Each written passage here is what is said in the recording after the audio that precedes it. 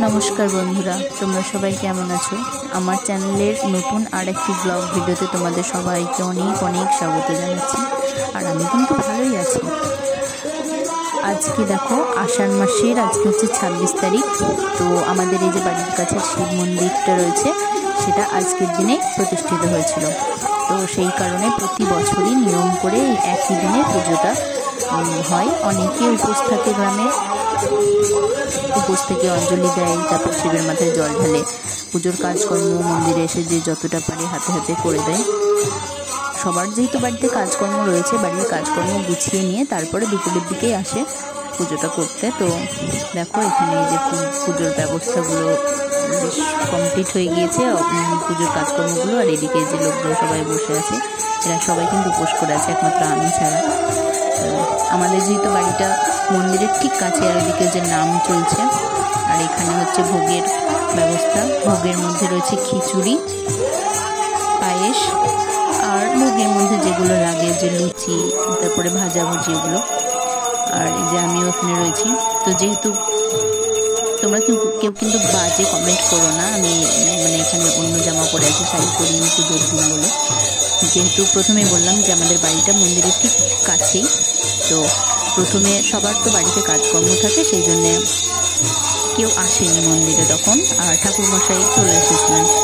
তো তারপর আসার পরে লোকজন কাউকে পাচ্ছিলেন না, তো সেই জন্য বাড়িতে আমাদের বলে পাঠানো হয়েছিল যে কাউকে যেন পাঠিয়ে দেয় একটু কাজকর্মগুলো করে দিতে। তো আমি তো সকালবেলা উঠে রান্নাবান্না করে বাড়ির যতটা কাজকর্ম ছিল সেরে সুরে মানে সবে একটু বসবো বা কিছু এরকম, সেই সময় খবরটা আসাতে তাড়াহুড়ো করে স্নান করে আমি মানে শাড়িটা পরারও সময় পাইনি, তাড়াতাড়ি করে চলে গিয়েছি।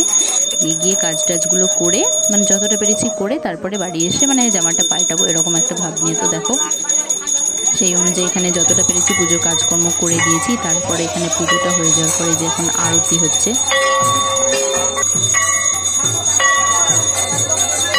আর ওদিকে নাম চলছে।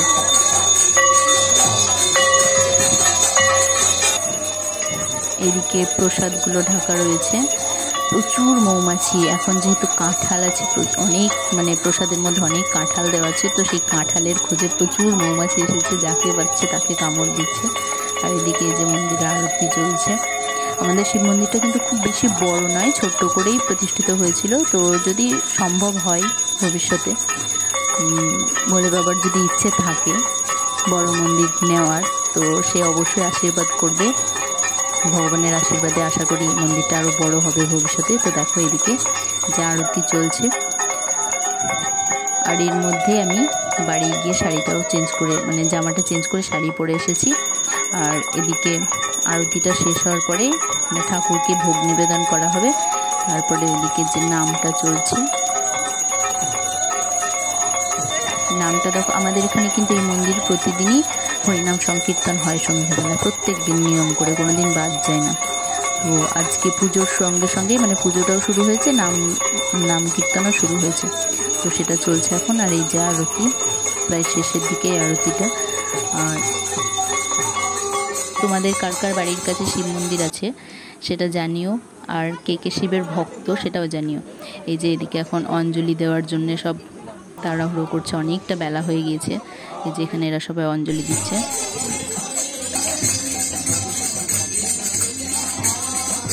দেখো আমাদের ঠাকুরগুলোকে দেখানোর চেষ্টা করছি।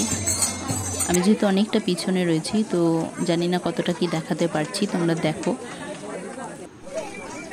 এই যে আমি এখানে আগেই বললাম জামাটা চেঞ্জ করে চলে এসেছি, তো তারপরে এখানে এসে পিছনেই দাঁড়িয়ে আছি।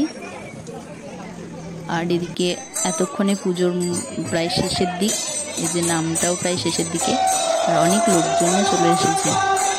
যেহেতু এটা মানে শুধুমাত্র প্রতিষ্ঠা দিবস হিসেবেই পুজোটা হয়, সেই জন্য গ্রামের সব লোকজন না আসলেও মানে যারা বেশিরভাগটাই উপোস করে থাকে তারাই বেশিরভাগ আসে, আর যাদের আশেপাশে বাড়ি তারা কিছু লোকজন। তো দেখো বেশ অনেকগুলো লোকজন চলে এসেছে এখন এদিকে পুজো দেখার জন্য। আর এদিকে প্রায় অঞ্জলি দেওয়া শেষের দিকে। তো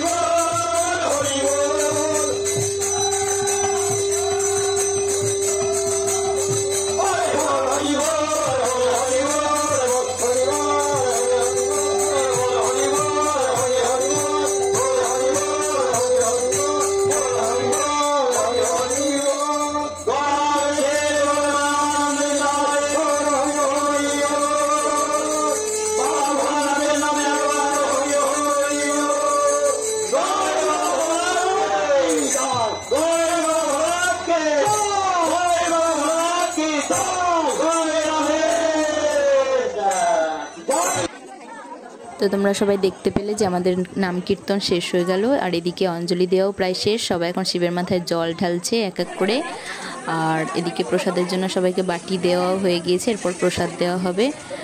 এই দেখো বাটি, আর ওই যে ওইদিকে জলটা রেডি করছে ঢালবে বলে এক এক করে। এরপর আস্তে আস্তে আমাদেরকে দেখো প্রসাদটা, প্রথমে ফল প্রসাদটা দেওয়া হচ্ছে। এই যে ফল প্রসাদ দেখো, ফল প্রসাদটা দেওয়া হলো। আর ছিল প্রচুর পরিমাণে কাঁঠাল, আর এটা খিচুড়ি। এই যে কাঁঠাল পায়েস রয়েছে, খিচুড়িটা যেহেতু বেশি পরিমাণ ছিল তাই বেশি দিয়েছে। আর এটা হচ্ছে আমাদের দুর্গা মন্দির। তো ব্লগটা সবাই কেমন লাগলো জানিও, আর আমরা এখন বাড়ি যাই। ভোলেনাথ সবার অনেক মঙ্গল করুক।